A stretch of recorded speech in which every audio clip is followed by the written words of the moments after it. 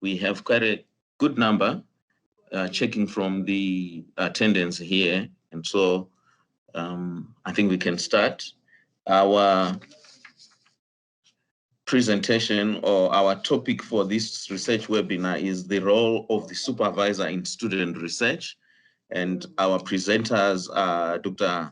Henriëtte van der Berg, Professor Theodore Petrus, and Professor Luzelle Naudé. I hope I'm pronouncing it well. And my name is Iri Manasseh. I'll be the discussant. I'm with the Department of English.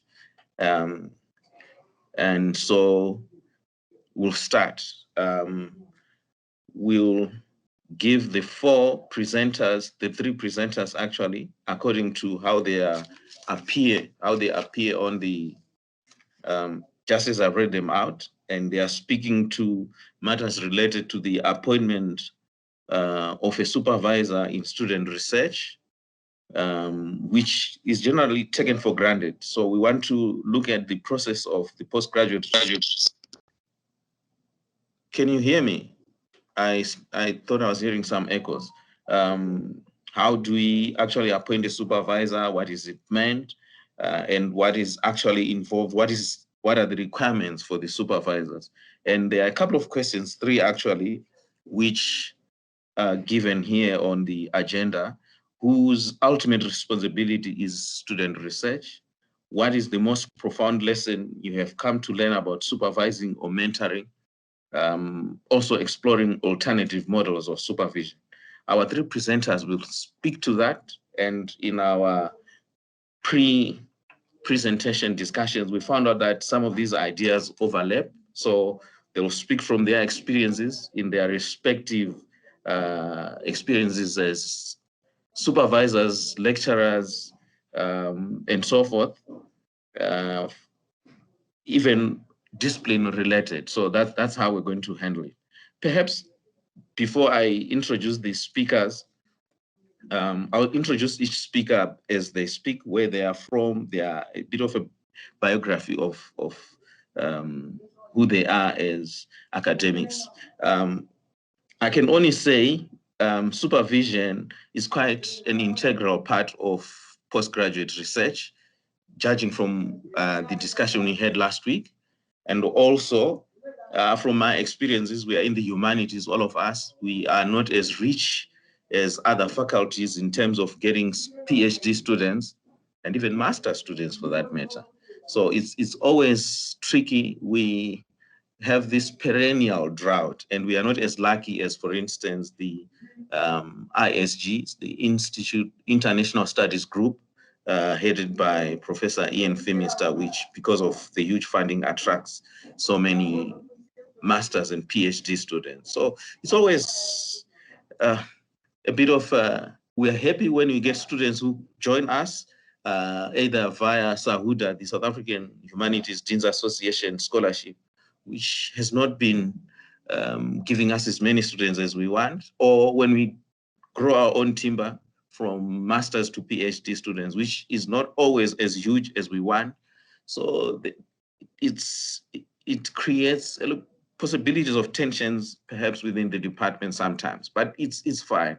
I can only talk about how do we handle in the department just before we introduce in the Department of English. We receive students from, we just apply because they probably will be following particular lecturers, or they want to study from here because of location. Most of them international students, and we let them choose the supervisors according to areas of expertise, or lecturers are also allowed to look for their own students, and then they will choose the co-supervisor. Or if you have research funding, you then incorporate students in your project. We have had, for instance, at Kwatwa, lecturers, Professor Makombe and Dr. Oliver Nyambi, bringing in students through that mountain research project, and as a result, they become the supervisors. So that's generally how we handle it, and it's a process. Then the main supervisor and the co-supervisor going through with the project, with the student, throughout from proposal to chapter submissions, revisions until the submission. So basically, that's just what I can share, but we have these presenters who, as I've pointed out, will be speaking to whose ultimate responsibility is student research, what is the most profound lesson they have learned about supervising and mentoring, and also exploring alternative models of supervision. So I'm going to introduce the first speaker as they are on the, and it's Dr. Henriëtte van der Berg. Dr. Henriëtte van der Berg is registered as a counseling psychologist in 1986. She completed a PhD in psychology in 2001, where she initiated a research project on adolescent risk and resilience. She graduated 22 PhD and 43 master students, that is before her retirement. She served as the director of postgraduate school from 2013 to 2017 and currently lectures at 10 South African universities on postgraduate supervision, research ethics, and quality in postgraduate education.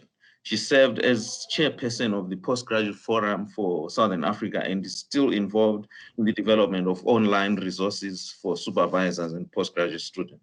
So we have a speaker who has this wide experience in terms of supervision and current activity with still with matters related to, even though she retired 2017 thereabouts, but she's still engaged here at the university and other universities. So let's hear what Dr. Henriëtte van der Berg has to present for us there. Thank you. Myself, yes, and then I will leave it to, yes. Thank you. I just quickly want to share my slides.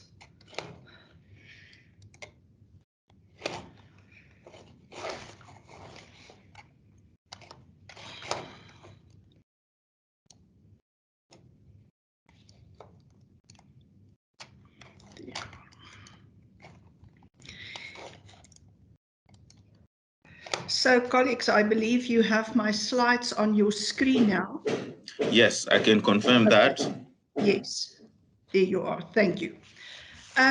So, yeah, you know, I would like to talk to you about the topic of postgraduate supervision because I really believe that it is one of the most complex tasks of an academic, but at the same time, probably one of the most rewarding. So talking about the question related to the roles and responsibilities of the supervisor versus the candidate, I think it's very important to understand that, you know, both the supervisor and the student navigate quite a range of academic, administrative, personal and interpersonal demands and responsibilities. From the perspective of the academic responsibilities, I think very important that a student understand from the beginning what is the quality standards expected on a specific level. But my experience is that many students who come into a postgraduate qualification have very little understanding of what is required in terms of quality, especially students who transfer from another university to your university. They often have questions about what is expected in terms of the scope, the quality, the timeframes, etc. And it is the role of the supervisor to help to clarify that. Every university has got its own administrative system, and for students that is really one of the more difficult aspects to navigate through, because very often they don't know where to find the relevant information. And your role as a supervisor, in my perspective, is to guide them towards where they can find all these documents like policy documents, information regarding timeframes, information regarding registration processes, ethics processes, etc. but then also the interpersonal and personal demands of the whole situation. This is a medium to a long-term relationship that you start with a person who is in a critical point of personal and professional development. So the quality of the relationship is quite important, and I think it's a combined responsibility between student and supervisor to maintain a positive tone in that relationship. And I think we can do that through helping the student understand that you have their best interest at heart, that you really, seeing them succeed, you want them to succeed, and that you will support them in the process. Very important that you also help them to understand that when you provide critical feedback, etc., that it's not meant in a personal way, that they should realize that there is a very specific purpose for that. So I often, share with my students, there will be times when you're going to be mad at me or when I'm going to be mad at you, as long as we remain respectful towards one another. So it's important to look at this balance between support for the student on the one hand, but at the same time, not taking away the student's responsibility, because the student's responsibility in the end remains the critical point where they realize, but this is my project, it's nobody else's responsibility. Ultimately, I am responsible for that. I am the driver of this process, even though many other people along the way, especially the supervisor, make important contributions to my development. Ultimately, the responsibility is mine as student. I use the metaphor of a navigator and a driver taking part in a rally, where I help the student to understand the moment when you take your foot off the pedal, you slow both of us down. I can only help you through feedback and discussions of plans, etc., when you in the first place submit work for me to actually look at. There has been quite a lot of research done on the many different roles of the supervisor and the candidate. I think the best example is what you see on the right-hand side of this slide, where there's 4 different roles that we identify or approaches to the role. There's the functional role, where we take the students step by step through the process from the whole point of selecting or deciding on a topic, developing a proposal, going through ethics clearance, gathering your literature, writing up the literature, data collection, etc. It's a step-by-step process. So the role of the supervisor is to help the student to understand what are all these different processes involved in the study, but also what are the subcomponents in each of those steps that they have to complete, and also what are important issues to be aware of, what are the pitfalls to look out for, etc., to provide guidance in that. So you provide a framework in a way, but the student execute the process. It doesn't mean, that you do not provide a form of scaffolding. And for me, scaffolding would be something like when I see a student in the early written work who find it very difficult to integrate, we would sit together with a piece of his written work, her written work, and we would say, okay, what does it mean to integrate different ideas? And we sit and we discuss and we demonstrate for that student to get started from the early stages. But when the student gets to a point where he's in the final stages of writing up the literature, I'm not doing that anymore, because I've once showed him how to develop the skill, and then I expect the student to actually take over. What we sometimes find difficult is some supervisors would tell me, okay, but remember, the aim is to help the student to become an independent researcher. But that is when the student graduates. You do not expect of a master student to be an independent researcher in the early stages of the study. That is a process that a person completes over a period of time. But when they get to the finishing point, they must be able to do that.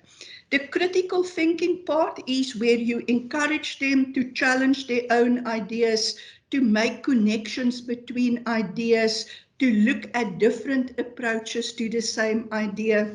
The enculturation role is actually where you introduce the student into the broader community of researchers in that field, where you introduce them to different resources. One of those resources might be funding, but also introduce them to a network of colleagues through participation in conferences, etc. And then the mentoring approach, the fourth role, is actually where you look at a more holistic development of the candidate, and very important here, where you go beyond just the product of what a student delivered to get a degree. It focuses more on the general development of a researcher and looking into the future in terms of the career prospects of this candidate as well. Okay, then just a few ideas in terms of lessons that I have learned along the way. I think very important to realize one size does not fit all. That's the one thing that I've learned from very early stages. There are a few commonalities that run through the process in terms of the quality standards of the process, but how you reach that point is different for students with different personalities, but also for students in different stages of the study. Usually in the early stages, I tend to be much more directive, giving more information, sharing information, giving advice. As the student developed through this process, I changed my style to actually be more encouraging, just to nudge them, to monitor progress, etc. But at the same time, as you work with different personalities, you have to try and find the best way that works for the student. And for one, it might actually be just being encouraging, setting the deadlines, and they meet that. But the moment when you start working with serial procrastinators, as I have done in a few cases, you need stricter measures to actually make sure that they stay within the timelines, etc. Then another point is it takes a community to raise a scholar. I have, found quite a lot of comfort in the idea that I'm not alone in this. I try to make use of as many colleagues as possible to actually give input into the work of the student. I encourage my students to go out and ask for people for their ideas, to share ideas. If you need to bring in somebody to assist with writing development, you do that. If you need somebody to help with grant writing, etc., you do that. So you try to make use of a whole group of people who really enrich the whole experience of the student. And then very important, the importance of the relationship throughout the process. In the early stages, you focus much more on the encouragement of the student, helping the student to understand that they can trust you, that you will be looking out for their best interest. If you don't do that, it will be difficult for the student to take all the critical feedback that you're going to give later on. And I've learned that lesson through quite a number of situations, difficult situations with students. Okay, the last question is alternative models of supervision. My preferred model of supervision is actually a hybrid form of cohort supervision. Cohort supervision is where we work with a group of students who all start together at the same time. You take them through the initial process of research training, skills development, the theoretical training that come with that, but they go through that at the same time in the early stages of their training. And then you actually, the moment when they get to the point of proposal development and submission of a proposal, they start working with a panel of supervisors, but very important, there's always one principal supervisor linked to that. The benefit of this method is you save a lot of time in terms of repeating the same ideas in terms of how to write a proposal, how to write literature, etc. You save time on that. And then the students can work together, collaborate, share ideas, and support one another as well. I also make quite a lot of use of online support resources. Even long before we heard about COVID, we made use of online support because the majority of my students were actually distance students, students who studied part-time, that required a form of distance support. And then the idea of a guardian supervisor. Many of these cohort supervision groups make use of a so-called guardian supervisor, a more experienced colleagues who can serve as a backup where things go wrong in the relationship between the student and the supervisor. A person who can come in when a supervisor drops out, for example, or where there's conflict in a relationship between a student and a supervisor. And that helps, to provide the necessary continuity in the process for student and for supervisor. In my slides, I have shared a number of references, and I will ask Shanae to share the slides with you. But you can look specifically for the source of Whisker, Robinson, and Sheckham, where they write on a community of practice involving cohorts.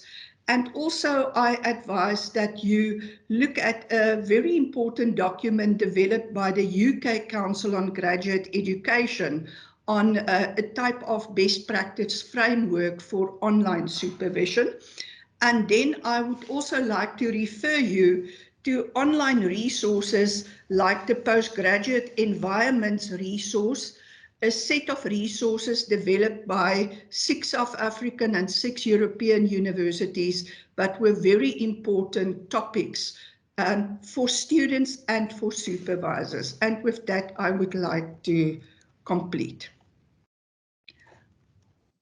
Great. Thank you very much, Dr. Van der Beek. That's quite rich in terms of the experience that you've had, and I really like the bit on sort of an alternative model of supervision, and I'm sure we're going to have much engagement with that, considering the local conditions we also have here at the University of the Free State. But thanks very much for the presentation.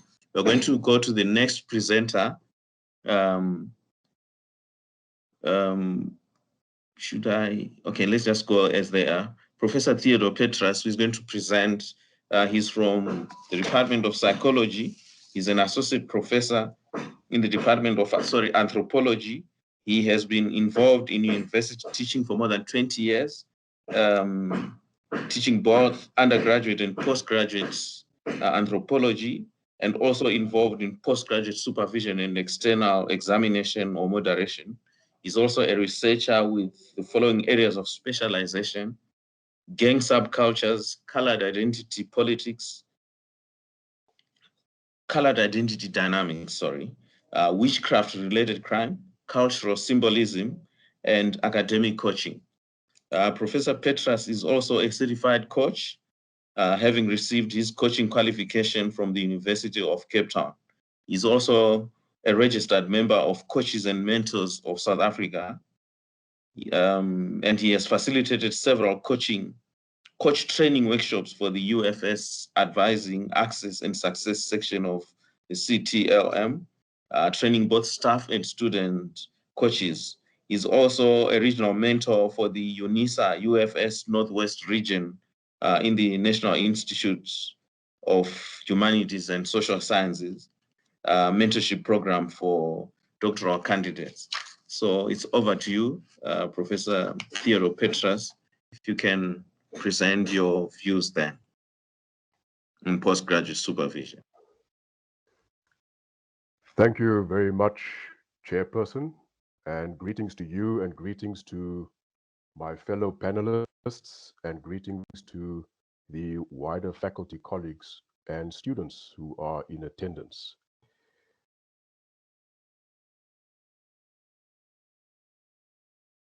I hope that my are visible. Chair, can you see them? Not yet, you just have to share them.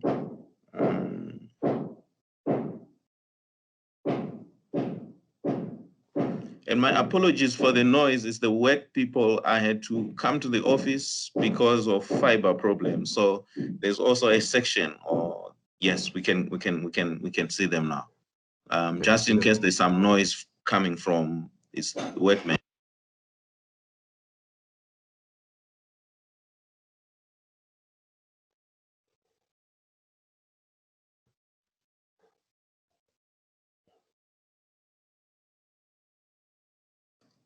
Prof, the slides are now available. You can go ahead. Okay, thank you very much, Chairperson.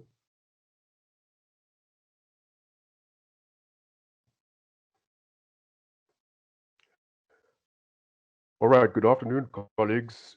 My paper is based on a book chapter that I was invited to submit for a book project that was focusing on the theme of research innovation, or how to develop research and innovation and knowledge production in South African universities in the current context and also into the future. So a lot of what I'm going to be talking about as it relates to research supervision is about how we can strive to enhance postgraduate supervision in order to achieve that point that I think we all as supervisors are trying to reach with our students, a point of knowledge production and research innovation. Now, I'm going to try and stay as close as possible to the points that I have indicated in the presentation. And if it sounds like there might be some gaps here and there, then I'm looking forward to engaging with participants in the comments and questions section or session after the presentations, where I'll be more than happy to try and fill in the blanks if that is required. Can I chip in before you go on to the main presentation? There is a call on the chats that you enlarge the slides. I think you need to, yes, if you can enlarge the slides. All right, let me see if I can do that. Okay, thanks.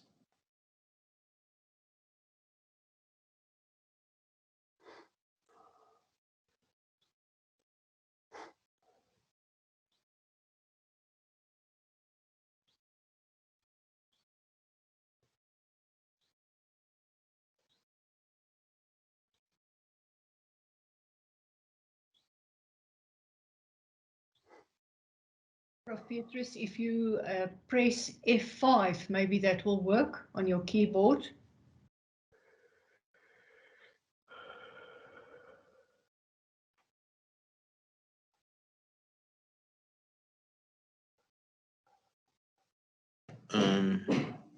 What this has done is to make us lose the slides now. I hope you are starting again.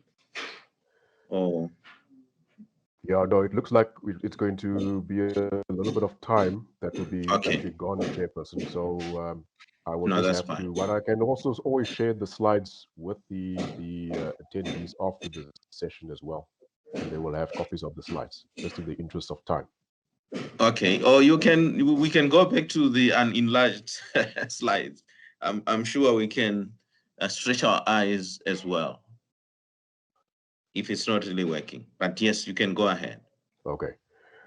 All right, so basically the outline of my paper is as follows. There are really four parts to this paper. The first is where I provide a little bit of background to the idea of research supervision, and particularly also the role of coaching in the research supervision process.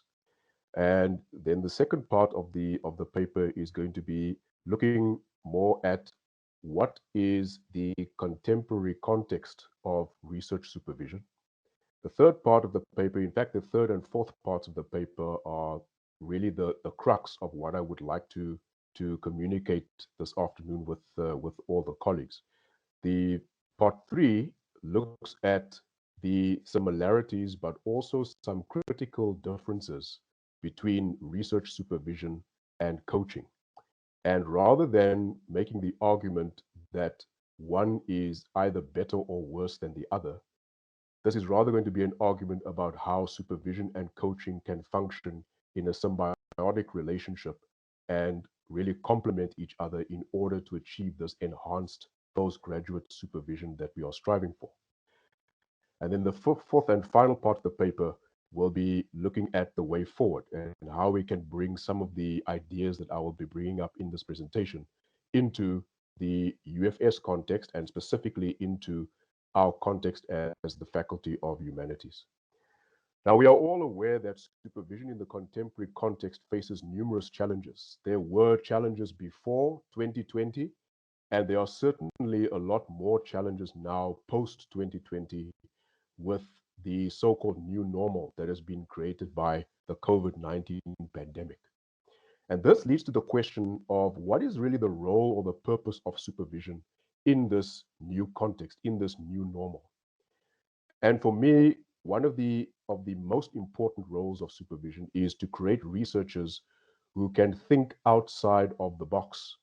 In other words, we need to focus on producing researchers who are proactive, creative, problem-solving, independent, or critical thinking. Now, what does this say then about what we can call traditional supervision? Traditional supervision is, I can accept not a very simplistic concept to use, but for our purposes, we can understand traditional supervision as how we have conventionally done research supervision in the past.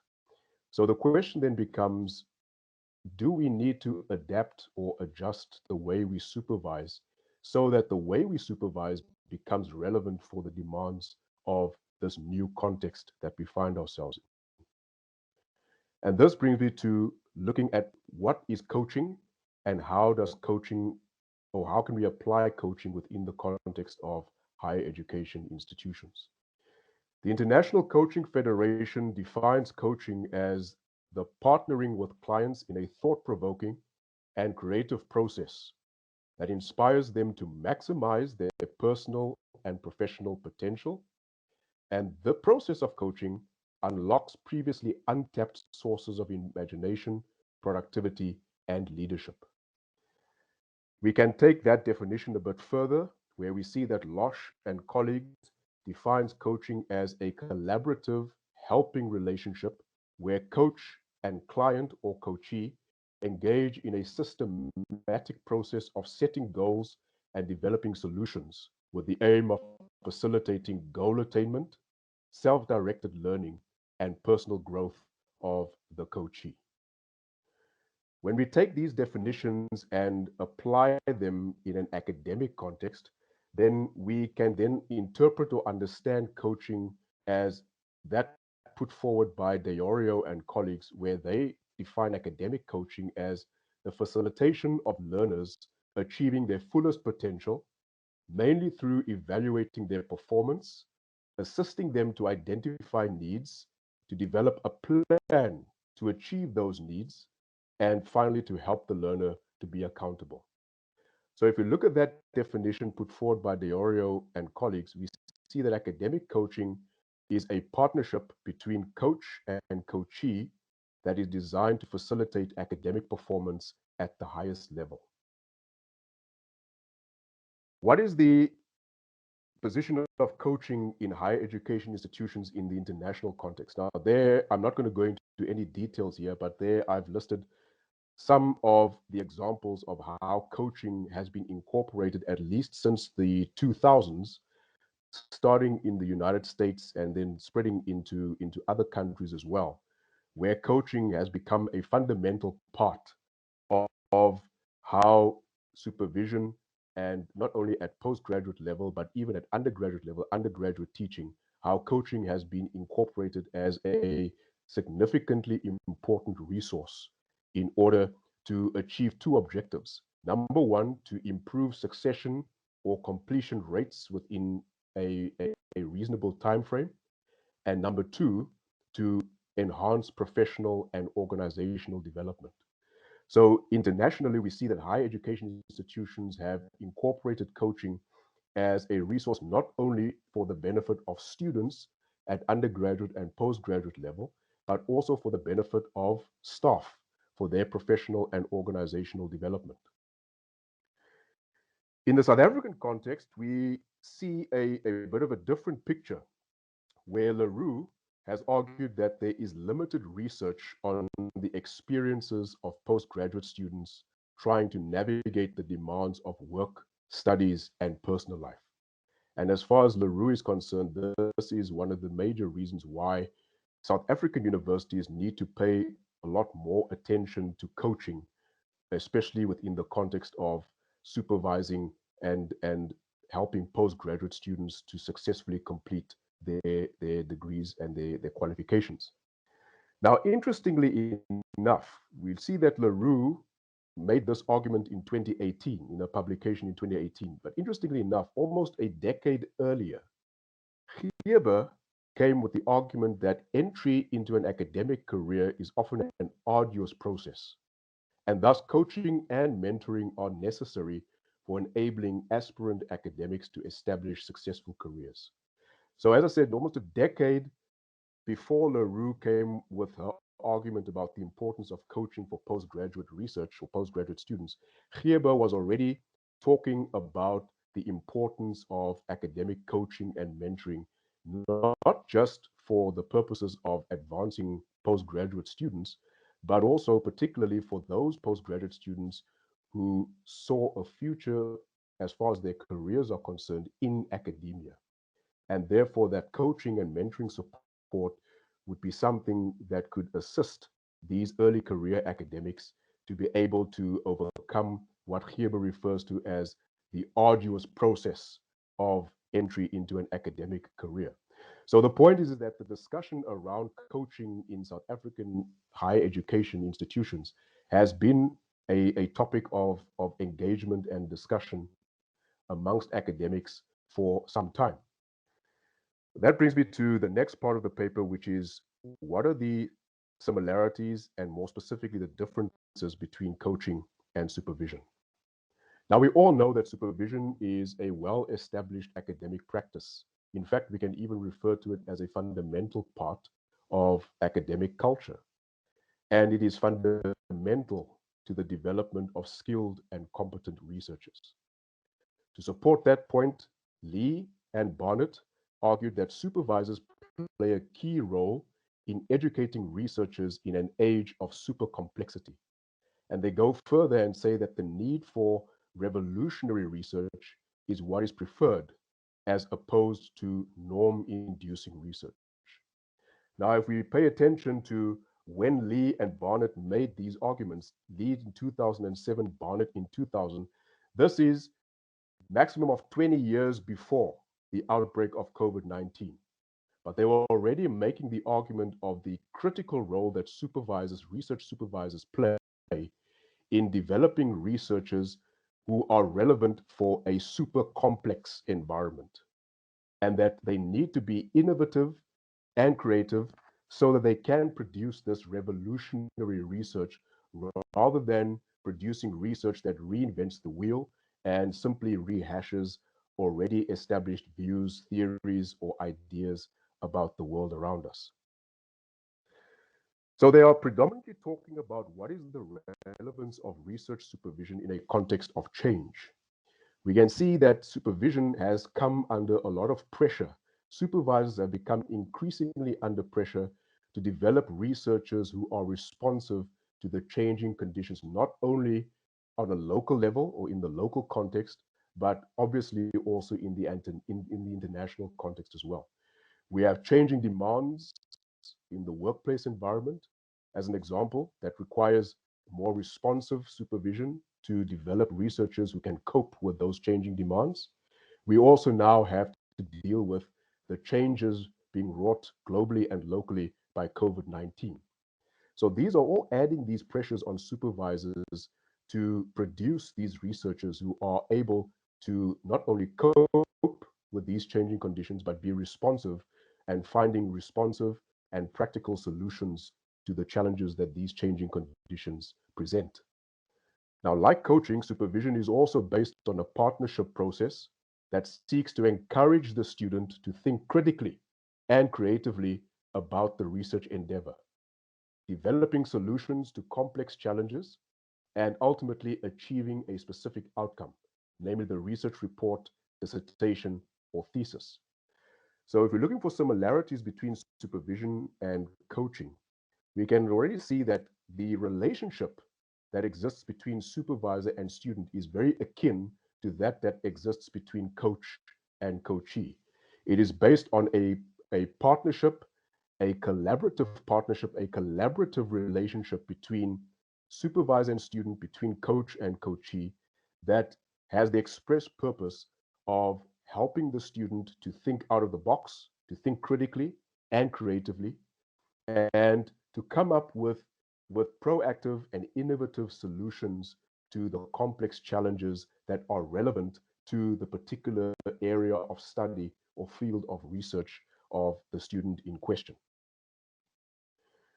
Grant and colleagues made the relationship between supervisor and coach even more explicit, where in their study, they used the concept of the coach as a metaphor to interpret how participants, postgraduate students that form part of their study, how they interpreted the role of the supervisor. So in the study, Grant et al. Found that some participants preferred to use the terms critical friend or coach rather than using the term supervisor.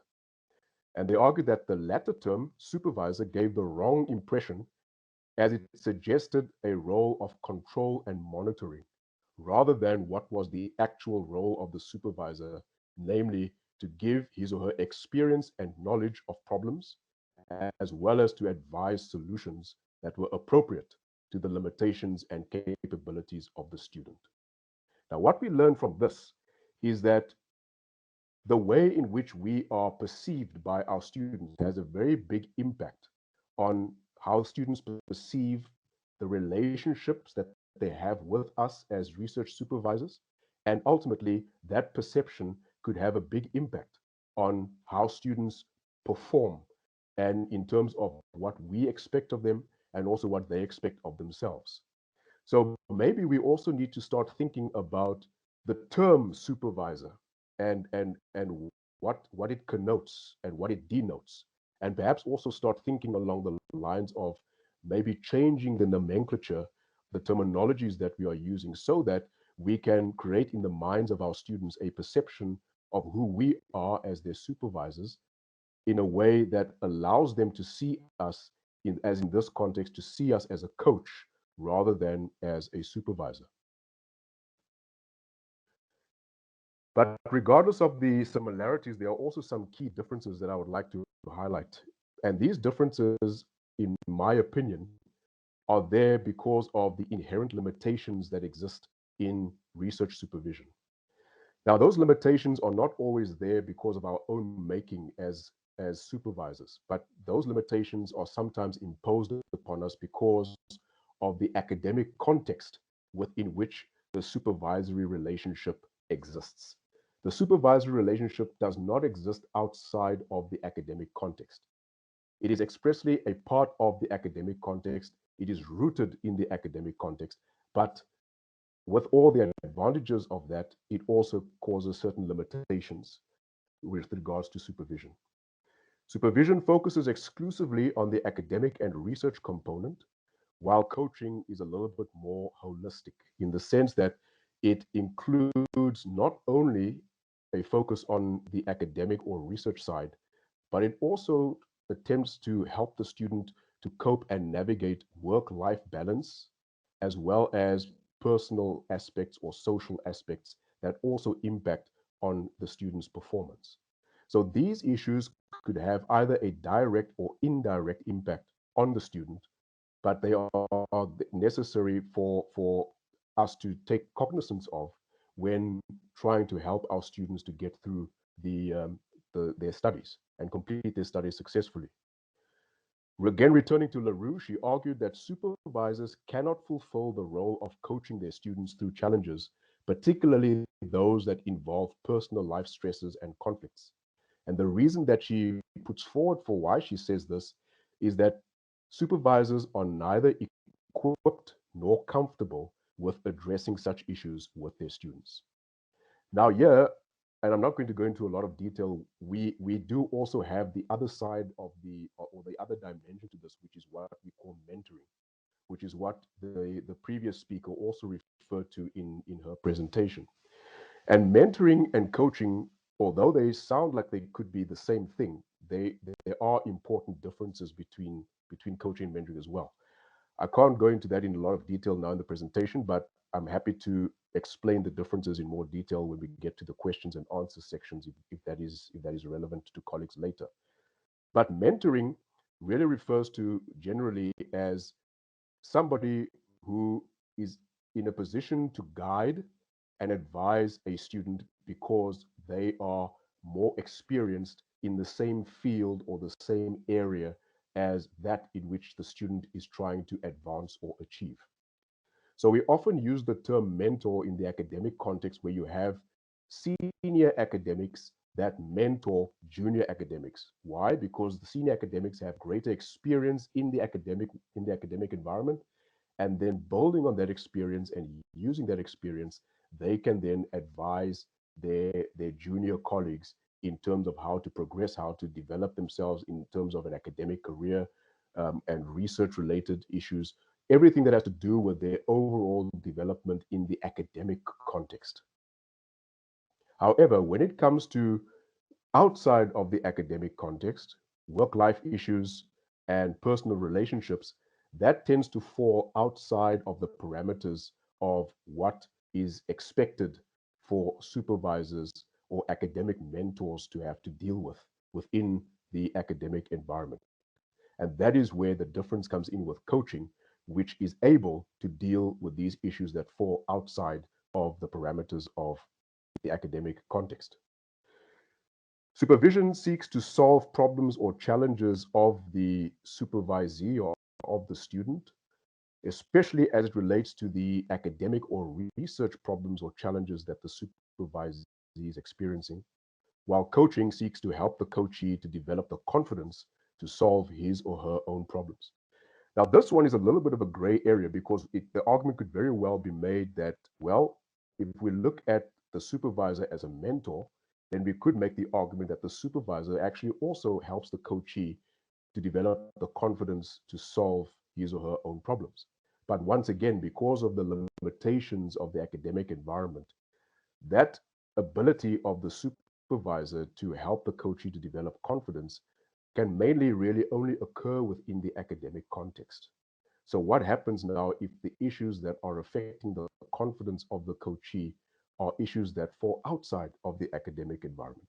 That is where I think the difference comes in between supervision and coaching. Thirdly, is that supervision support tends to end once the student graduates, while coaching support can continue indefinitely depending on the needs of the coachee. Now, again, there is a certain gray area here too, because if we are talking about students who are finishing their postgraduate studies, but now want to make the entry into early career academia, then one could argue that the very same person who may have been the supervisor of that student could then also play the role of mentor to that student while helping them to make the transition into early career academia. But once again, this only can happen within the context of the academic environment. Furthermore, coaching is far more flexible in terms of how the student can be assisted in terms of making that transition from the life of being a student to now focusing or refocusing and reprioritizing their focus on other aspects of life. And here I'm also specifically thinking about our students, our postgraduate students who are not necessarily academically minded in terms of wanting to pursue a career in academics, but who actually are wanting to go out and work in society out there outside of the university context. So there are also certain transitional and adjustment challenges that coaching can be far more helpful in terms of helping those postgraduate students to address rather than research supervision or academic mentoring. Towards the end of the paper, what is the way forward? Now, coaching plays a complementary role to supervision and is not meant to replace it. That is the point that I made right at the beginning of the presentation. But as mentioned, supervisors, with all their other responsibilities, are not able to also play the role of coach, especially not in the way that I have tried to interpret and give my understanding of what the role of the coach should be. However, South African higher education institutions, including the UFS, have started to see the value of using coaching in order to assist the development and success of undergraduates, postgraduates, and academic staff. But at postgraduate level, coaching must often be sourced from outside of the university, because in the South African context, many universities do not have their own in-house resources to provide coaching or mentoring support. So what I would like to propose to the faculty is that a coaching unit or coaching center may be something to consider, not only within the context of the university itself, but more specifically within the faculty. Because if we look at where there are some in-house coaching resources available, these tend to be linked mostly to business schools and tend to focus more on students who are in those kinds of fields. And there's very little that they can actually do in terms of providing coaching services for students who fall outside of business or economics related studies. And I think one of the reasons why is because coaching has traditionally been understood as something that is mostly relevant to the business world and not really anywhere else, which obviously is an erroneous view of coaching. But nevertheless, that is what the perception is. So the question that I ask is, what about establishing or thinking about establishing a coaching unit exclusively for the Faculty of Humanities? A unit that will be dedicated to addressing the unique and specific needs and challenges of our students, especially now in the current conditions and context that we are in. Knowing about the limitations of academic research supervision, a coaching resource like this could play a very important complementary role in order to help our supervisors to enhance the results of their supervision of their students. So coaching is a valuable resource, even though at the moment it is still underutilized. But the current context requires out-of-the-box solutions, and coaching may well be the tool that enables us as a faculty to significantly improve our research supervision results, not only in terms of student throughput, but more specifically also in terms of addressing the challenge of students not really completing their studies in a reasonable amount of time. Those are challenges that we are dealing with. So coaching could help us as a faculty to deal with those challenges and allow us to greatly enhance the innovation, creativity, and success of our postgraduate students, despite the challenges that we currently face. Thank you very much, colleagues. Okay, thank you, Prof. We live in complex times and interesting in the way it encourages us to, as has already been pointed out, to be innovative and to be equally complex in our relations with students and to think out of the box. And so we have this paper that is bringing in a different model of supervision, and even suggesting practical solutions to making sure that we have effective supervision and development of the students as they are going through the journey of their reading for their postgraduate studies, and even possibilities when they later get into the world of, especially if they are becoming academics. So food for thought, and let's keep the questions for when we open the session for everybody for further questions. We now have Professor Luzelle Naudé, I hope I'm pronouncing it well, from the Department of Psychology. She's also presenting from her perspectives, experiences, and so forth. She is with the Department of Psychology, as I've already pointed out. Is also registered at the with the Health Profession Council of South Africa as a counseling and research psychologist. She teaches therapeutic interventions and ethics, enjoys research development as well. She presents postgraduate workshops on proposal writing and on proposal writing and research processes, and supervises a variety of master's and PhD students. The focus of her work is on identity. She follows the mixed methods, quantitative and qualitative approaches to explore topics such as the transformational journeys of adolescents, emerging adults, and students regarding self and society, and the challenges of forming an integrated identity in context of change and transition. So over to you, Prof, and if you can give us your presentation then. Thank you. Thank you very much, Prof. Can I just confirm that I'm audible and that you can see my slides? Yes, the slide, we can see it, and we can see you as well. That's beautiful. Thank you very much. Thank you for the opportunity, and also thank you to my two co-presenters.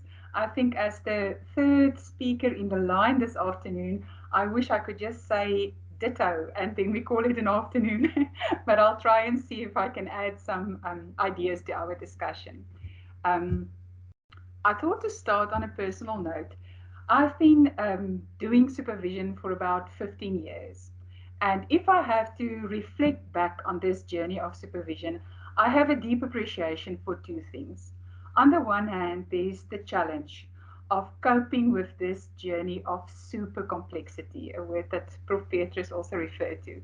And I'm very aware of how our processes and systems become more complex as we go along, and how the academic context and the demands are changing, while our students are getting more diverse and have new expectations from their supervisors. But secondly, I'm also very aware of the value of supervision and how it gives me an opportunity to really bring theory to practice.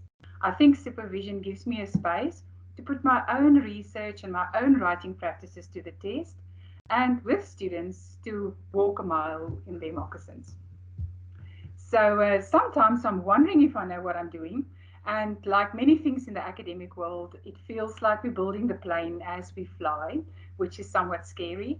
But I also take confidence in the words of Paulo Freire, who talks about the fact that praxis is necessary to be truly human, and that knowledge emerges through that restless and impatient but hopeful inquiry in the world, with the world, and with each other. So for this afternoon, I thought to develop my presentation in three sections. Firstly, to speak a bit about models of supervision, which both my previous presenters have already alluded to. I would like to share some ideas about the balancing of responsibility, and then I would like to conclude with 5 lessons learned. So if we look at the literature on supervision models, there's really a vast amount of information on a variety of models. And the trend we can see is that there's definitely a move away from the master-apprentice model. I think the more traditional models are the ones where a supervisor is regarded as the expert who transmits expertise and knowledge to a novice. And these models are usually more directive in nature, It's more hierarchical and dyadic in nature, more like a parent-child relationship. The more contemporary or alternative models of supervision has a more holistic focus, where the focus is on collaborative and relational and negotiated learning spaces. And there's a much stronger emphasis on the balance between the rational aspects and the social emotional elements. It is in these models where a person-centered approach is usually followed, and where communities of practice is appreciated. I want to share a few models that makes a lot of sense to me. Some of the supervision models are driven by student need. And the researchers that works in this field advise that a supervisor's function would need to be aligned with what is required at a specific point in time, and that will then change the learning domain in which we function. For instance, if a student's need is educative in nature, a supervisor will function from a more formative point of view in a cognitive domain. But if a student's need change to being administrative or supportive in nature, a supervisor will play a more normative or restorative function and maybe move more towards behavioral and emotional support. Another model that I find quite interesting is the 3Ps model. And here it is suggested that we should think carefully about our alignment between purpose, pedagogy, and product. So depending on what we would like to achieve at that stage in the supervision process, the pedagogy, the interaction between student and supervisor, will probably move from engagement and exploration to explanation and elaboration and evaluation. One of the more comprehensive summaries of supervision is provided by Lee, and I'm going to just mention this quickly because my previous presenters already spoken about it. Lee explained that the way in which we look at research and supervision, our concept of supervision, will inform the activities and most probably the reactions of our students. So, for instance, some people have a more domino concept of research, of elements being put together in a linear fashion, where other people have a layered concept, let's say a critical thinking focus, where the idea is more on uncovering deeper and deeper meanings. Supervision can also have a social marketplace focus, which aligns with enculturation models. And this is where communities of practice becomes important, and where a supervisor is like a gatekeeper to open gates, to open access towards resources and networks and the discipline. The last two relates more to relational concepts, where style and experience and qualities of supervisor and student become important. And then the journey concept, which is informed by feminist and emancipatory discourses, where the focus is on that journey of transformation that both the student and the supervisor goes through. All in all, I had one more slide on grants work, but I think Prof Petrus talked about that already, so I'll skip to the summary. It is clear, like Henriëtte has also said, that there's definitely not a one-size-fits-all, and that it is important to rather have an attitude of both and not an either-or way of looking at supervision. So quite a tall order is to try and blend the pedagogical with the personal skills, and to try as a supervisor to be both a scholar and a relationship builder, to focus on both process and on product. For me, what makes the most sense is probably to find that balance between the dimensions of structure and support. And in the literature, I think the most apt terminology was used by Manatunga, who talked about compassionate rigor. And that is how we should combine in a judicious way compassionate support with really rigorous feedback. So this then moves me to the next part of my presentation, which is about ownership. And I think if we ask the question, whose research is this, then we have a lot of frameworks that actually gives us a clear answer. If we think about the NQF level outcomes or graduate attributes, they are clear that by the end of the research process, this student should have intellectual independence. They should show research leadership and be able to take full responsibility and ultimate accountability for original and innovative thinking. So this shows us that the student is definitely the main character in this story. The student should take ownership and feel proud of the product and become the expert, while the supervisor should pave the way in a stepwise way, create a safe and supportive and enabling environment. And as has been mentioned by the previous presenters, it is important here to consider carefully where is the student at that specific point in time. And like the two arrows, the directions I show here, there will be times when a supervisor takes more responsibility for a specific task, but lessen this responsibility as the student becomes more ready to take up that task. I'm then moving on to the last part of my presentation, which is about my 5 lessons that I've learned through the process. And lesson 1 for me is to begin with the end in mind. I think in working with students and starting a journey, it is important to really build a good foundation and to tell a student that we're starting a long and quite arduous journey together, and it's not supposed to be easy. So we need to be clear on what we expect from each other. And this is where an expectations meeting and a supervisor agreement is really of a lot of value. For me, there's 4 components to this. Firstly, student motivation. Before I start this roller coaster ride with a student, I would really like to understand, why are you embarking on this journey?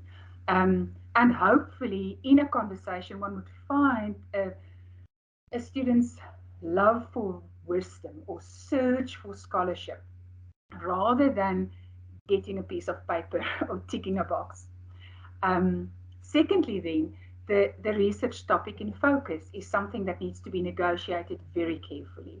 Hopefully, the supervision process will be driven by the student's idea, because if it's their idea and they take ownership of it, they will stay motivated. But of course, as a supervisor, you are probably more deeply positioned in the field to really refine and develop this idea for the student or with the student, to really think about the relevance of the topic and the gap in the research field and the appropriateness of the methodology. And it's here where I think sometimes a supervisor needs to protect a student against unrealistic goals and to find a way to balance being too broad versus being too narrow in the research. Thirdly, then, the partnership. 2 people are going to work together for quite a long time, and this relationship needs to be framed by shared values and beliefs. And it's very important at the onset to make sure that what the student expects and what the supervisor expects can be negotiated towards a place where there's some agreement. I think, for example, it's important for me to warn my students from the onset that I believe in hard work and I don't believe in shortcuts. And then also to set clear and realistic boundaries. For both the supervisor and the student in the beginning, it's important to know, what is this relationship and what is it not. For instance, although I'm supportive and hopefully emotionally available, I'm not your friend or your psychologist.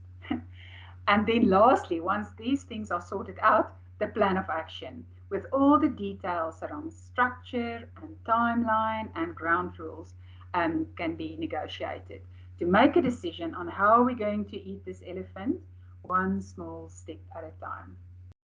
This then brings me immediately to tip number 2, which says that life happens. No matter how well we plan, things usually don't work out in that way. And that is something that is very important to remember along the supervision journey. I think when I started as supervisor, I had this idealistic view that a student will put their life on hold for a while and wait with career changes and buying homes and getting married and having babies until they've completed their qualifications. But it's clear that that's very unrealistic. Research is actually never at the top of the priority list. And students have to manage a lot of competing tasks and responsibilities and a variety of challenges while they're busy with their research. So I think when life takes so much energy out of a student that there's very little left for research, it is the supervisor's time to show dynamic flexibility and to show support within these changing realities. And I think a supervisor can do that to assist the student in mobilizing various support structures beyond the primary supervision relationship, and to refer a student where needed or to train where needed. What I think helps a student is to celebrate small achievements. Every milestone is a small victory. And if one can think about that rather than just the end of the journey, it might help the process. And I think here is where the supervisors should show motivation and some energy and maybe some obsessiveness in order to move the process forward. My third tip is that silence is not golden. I think if a student starts getting silent, it should be a warning sign that some attention is needed. So the sooner in the supervision process we can create a communication platform, a space for regular communication, the better it would be. I, for instance, make use of quarterly newsletters to my students where I give them some general information, where we celebrate some accomplishments of the students or set some timelines. I also expect from students at least a monthly feedback report that if nothing else happens, at least I will hear once a month from them to see where they are at. I think prompts help along the way, even if it's just to email an article of interest or a tip or a website that one has come along. And sometimes just checking in email shows a student that you are there and that you are available. Regular meetings nowadays, fortunately, can happen anywhere in the world at any time, since we're not bound by face-to-face meetings anymore. But what I do think is important in these meetings is that it should be productive. So I'm hoping that if I schedule a meeting with a student, we can start off with a very specific purpose, either having a draft from which to work or having an agenda with their specific expectations of what we should talk about. And hopefully that meeting will lead to a specific outcome or a decision that we can put in writing in knowing how to move forward. My next tip is about collaboration. Research is really a lonely journey, and students need fellow travelers along the way. Rather than having this alienating feeling that one sometimes has through research, it's important to find belonging and a community of practice.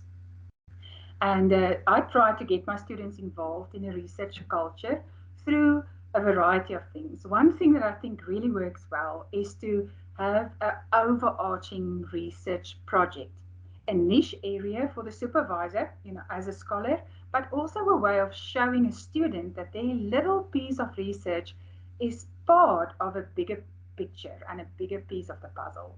And that creates a sense of belonging. I also try to have regular boot camps with students where I ask of them to visit the department for a week. And in that week, we talk, think, sleep, research.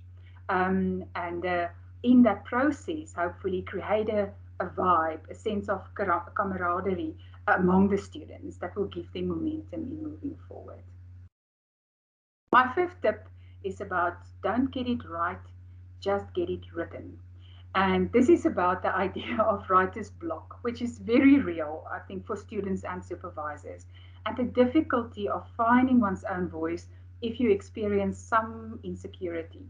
And when students start to withdraw or procrastinate or look for quick fixes, it is important to maybe remind them that it's okay to sometimes not feel okay, and that there's ways of moving through that writer's block. By encouraging students to write often, maybe write in smaller tasks, and to give them structures on how to approach their writing and their reading. I often think about Ernest Hemingway's advice for writer's block, which is all you have to do is to write one true sentence. Start with the truest sentence that you know, which I think is very good advice. I also had a few notes on feedback, but I see I'm running out of time, so I'm going to skip this slide and then just conclude with my picture of a supervisor, which I think is a wholehearted affair. I think as a supervisor, we need to be in the process as with our heads, what we know, with our hearts, what we feel, and with our feet, what we do. Thank you very much.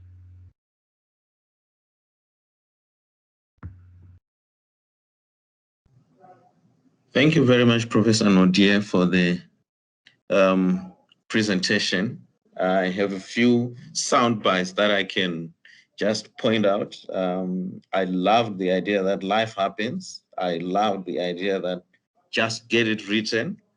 And, you know, and of course, the fact that it's a long and arduous journey is quite, so those are some of the sound bites that I really got that are central to the whole process of student supervision and that which you as the supervisor gives to the student. So, ladies and gentlemen, here we are with all the three presentations. So I'm opening it up to all of us for questions and comments so that we can engage further, provide our comments, and add particular issues to this whole issue of supervision, student supervision. Perhaps I can just start off with a comment. It took me back to my student supervision days, but considering, for instance, the issue of coaching, the issue of whether as a supervisor, you what role, what are the limits and so forth. How do you build a student or a supervisor so that it becomes a worthwhile experience? 4 or 5 years with a particular person. And as was pointed out, it could be a coaching or a mentoring process even in the post PhD time, if they join the academia. How then do we assist? How do we balance that? There was always the issue of balancing. What do we do to make the students also feel like we are human just like them? Having 4 or 5 years, it's 4 or 5 years of their life and life happening as well along the time. Yeah, it's just something that I thought, I don't have answers, but perhaps we can start from there. And I'm opening this to the panel here. I'll start off also. Anemi Hrobla says this was very productive. Thank you very much to all the presenters. And so we can add, comments, questions, and any further clarity as well.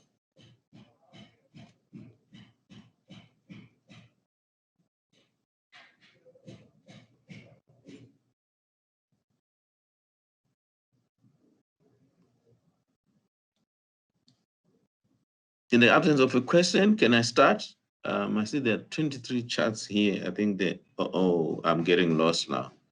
Let me go back to where we are, because I think I was getting there's always something that happens. There are other things happening and you can get into other spaces online.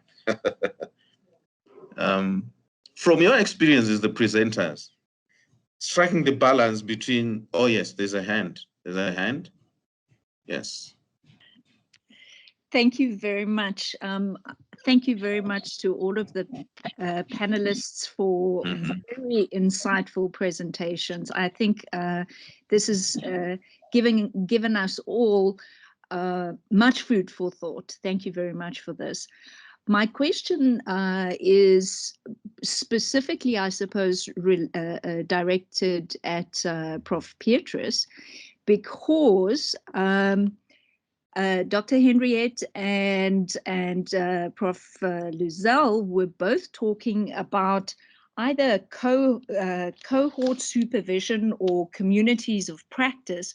My question is this, Prof Petrus, if we're thinking of coaching, can we think of cohort coaching as well? I mean, is that something that happens?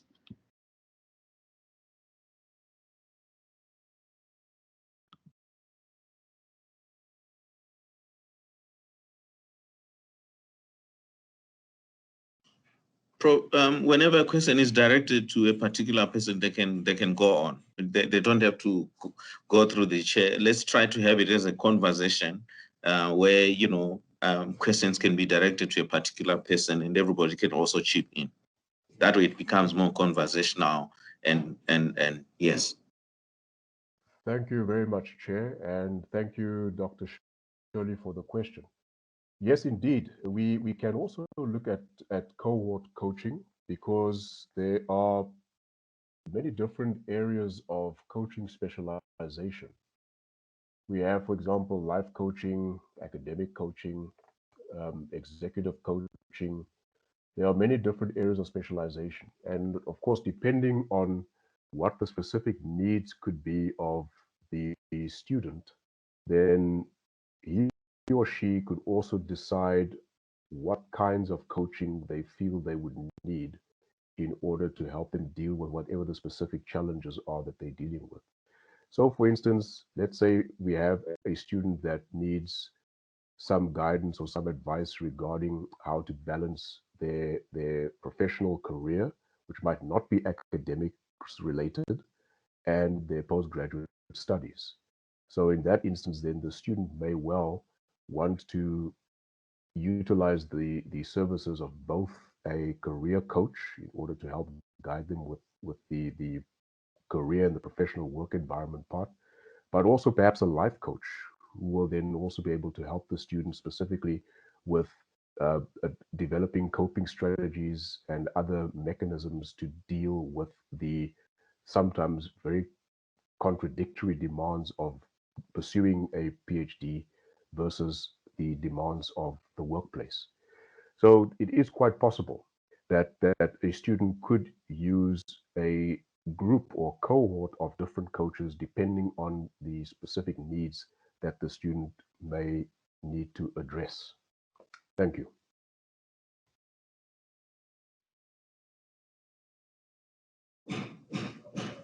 Further questions can be accepted. Any PhD students we have there who would want to, please don't trash your supervisors. We'll tell them it's a joke. But any comments as well on the kind of innovative approach, especially with the times we find ourselves in? That's one of the major issues that was coming out. The need to think out of the box as we go through complex supervision, a complex period in humanities life. COVID, online learning, and life is still happening in a very different way now. Any issues or any approaches that they think could be helpful in as far as, yes, Professor Petrus has a hand there. Yes, thanks again, Chairperson. I think one thing that I picked up from our presentations this afternoon is that it sounds like we all almost naturally assume that there is a harmonious relationship between supervisor and student. But in my own experiences now as a regional mentor, I have come across situations where postgraduate students have not had a very good relationship with their supervisors. And that to me also speaks to why it is important that students need to have some kind of supportive resource outside of the supervision relationship. So that in instances like this, where they have maybe conflicts or misunderstandings with supervisors, and then they obviously can't go to the supervisor or feel that they can't go to the supervisor to help them address or deal with whatever the challenges are. So having a coach that they can work with who is independent or outside of that relationship of supervision could then also be a very useful resource to enable them to deal with whatever the challenges are without getting caught up in and perhaps even exacerbating the situations that could be happening between themselves and their supervisors. Because the problem that we have in our universities and in our departments is that we do know that there are also challenges with capacity. Many supervisors have multiple students that they are supervising. And from my experience, it's very, very difficult to give the same amount of attention to the different students that you, because obviously students are individuals, they all have different needs, they all have different challenges, different issues, and they all require differing levels of support. And that's why I said in my presentation why, and I think this was also what LaRue was trying to get across, why it is difficult for supervisors specifically to take on the role of a coach, because a coach is supposed to specifically focus on what the unique circumstances are of that particular coachee. But when you're a supervisor and you have a lot of people that you're supervising, that can become a very, very difficult challenge indeed for the supervisor. And it can also, of course, spill over into making it life difficult for the students who might require the supervisor to help them above and beyond what may be expected in the supervisory relationship. Thank you. All right. There's a hand there from, I think it's Dr. Is it? Let's the hand. It's the guest. Is it Rosette Mitla? Is it Professor, Doctor? Please. And there's also Henriëtte, Dr. Henriëtte van der Berg. Can we have one after the other? Comments or speaking to, yes. Hi, it's just Rosette Mitla. I'm a postgraduate honors student in the Anthropology department. Thank you. Yes. My question or my thoughts is more towards the supervisory relationship. Seeing that we are fairly new, coming into like postgraduate studies and only being introduced to supervisors and the supervisor relationship at this point, it's very unfamiliar for us, and it still has the teacher learner type of energy that we're getting or vibe that we're getting from our supervisors. So you only go there for academic needs and academic purposes. Other needs being met or other advices or coaching that's needed usually comes from somewhere else, which what I have experienced and what I see with the students in my class and like around me. My comment is, or my suggestion is, with the whole supervisor and coaching relationship, is to include the students a bit more and like conveying that their messages is, or conveying that their opinions and their thoughts are valid, because it's a very top-down type of relationship, rather than a collaborative relationship, what I have heard of, and sometimes I've experienced my supervising relationship as well. And in including the students, you include the leadership structures in the classroom, like your class rep and so forth, because in my capacity as class rep, I deal a lot with people coming for advice or stuff, or just asking about their like postgraduate journey. As one of the speakers mentioned, that it is a lonely place, it is a lonely thing to do, and it's very tasking. So having someone to speak to, which is a peer, and who is kind of like equipped to help you better, would also then be better, in my experience. Thank you.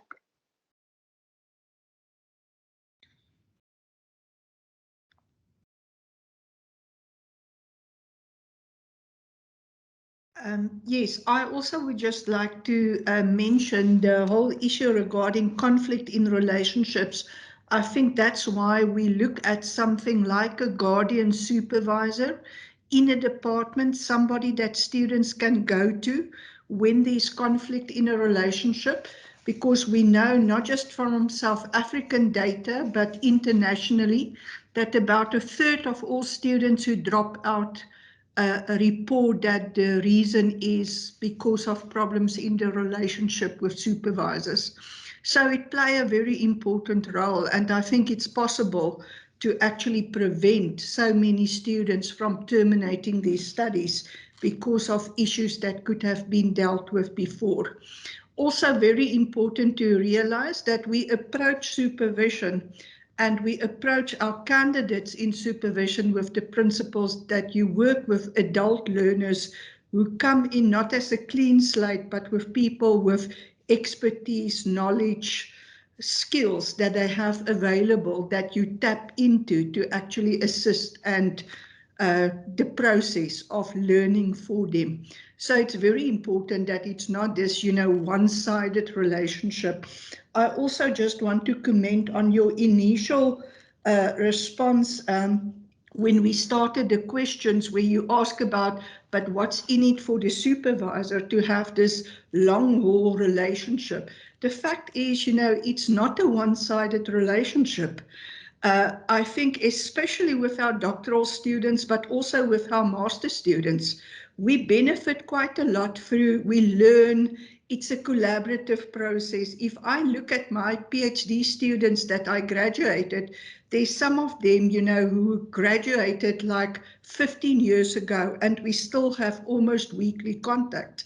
But now on a more professional level, and where there's a more interaction of, equal partners in this process where we collaborate on projects professionally and academically. So I think definitely, it's not a one-sided process.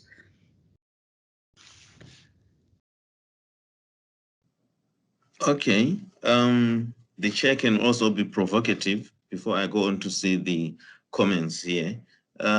We are talking about supervisor-student relationship. We are also talking about coaching or the provision of a guardian supervisor or cohort